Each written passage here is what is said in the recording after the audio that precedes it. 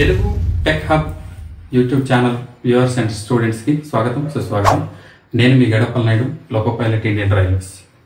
ఈ Telugu tech YouTube ఛానల్లో భాగస్వామ్యం అయినందుకు నేను చాలా సంతోషిస్తున్నాను.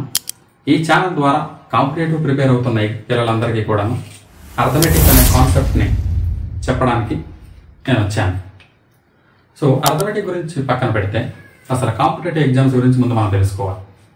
మనకు రెండు రకాల స్టడీలు ఉంటాయి. ఒకటి అకాడమిక్ స్టడీ, రెండు కాంపిటేటివ్ స్టడీ.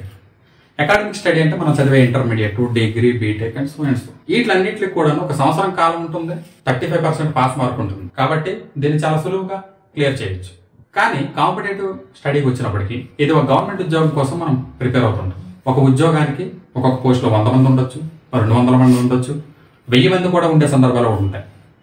సో ఈ 995 మందిని దాటి ఆ ఉద్యోగాన్ని మనం సాధించాలంటే 35% అయితే సరిపోదు.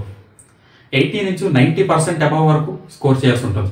80%, 90% యాక్యురసీగా స్కోర్ చేయాలంటే మన లెవెల్ ఆఫ్ ప్రిపరేషన్ అనేది చాలా ఎక్కువగా ఉండాలి.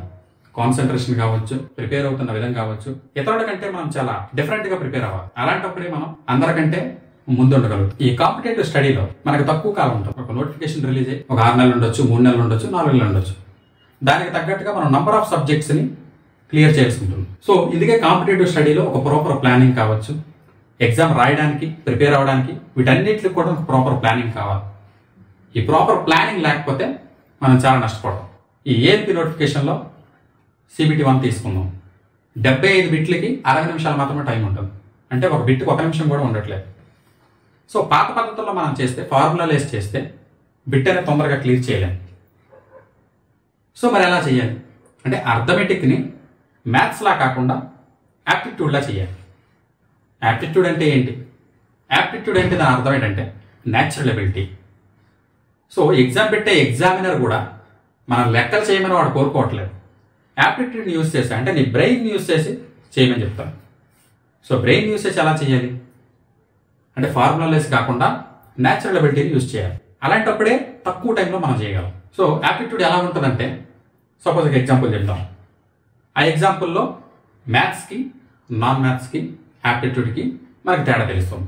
సో సపోజ్ ఇప్పుడు మనకు వడ్డీలు అనే కాన్సెప్ట్ ఉంది.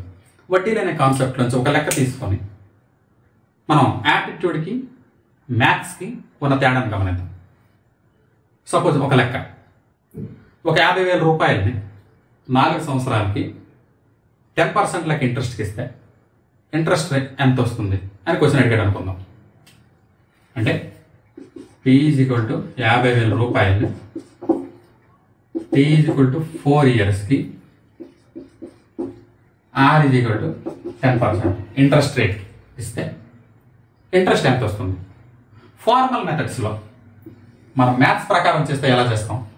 I = PTR/100 వేసి, I అంటే ఇంట్రెస్ట్ని క్యాలిక్యులేట్ చేస్తాం.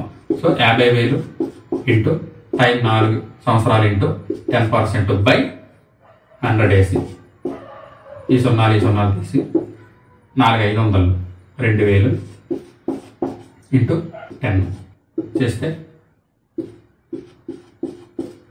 20,000 ఇంట్రెస్ట్ వస్తుంది. I = 20,000 వస్తుంది. అదే మనం యాప్టిట్యూడ్ యూజ్ చేసి ఎలా చేస్తాం? సేమ్ లెక్కనే యాప్టిట్యూడ్ యూజ్ చేసి చేస్తాం. చూడండి, అక్కడ ఏం అడుగుతున్నాడు? ఇంట్రెస్ట్ అడుగుతున్నాడు. 4 సంవత్సరాలకి ఎంత ఇంట్రెస్ట్ అవుతుంది? ఇంట్రెస్ట్ మీద మనం ఫోకస్ చేయాలి.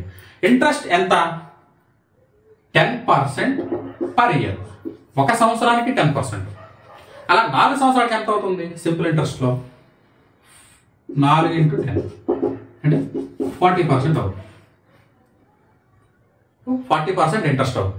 ఎందులో? ఇంట్రెస్ట్ అనేది ఎప్పుడు కూడా అసల్లోనే. సో 50,000లో 40%. 40% ఆఫ్ 50,000. 50,000లో 40% ఎంత మనకు తెలిసిపోతుంది.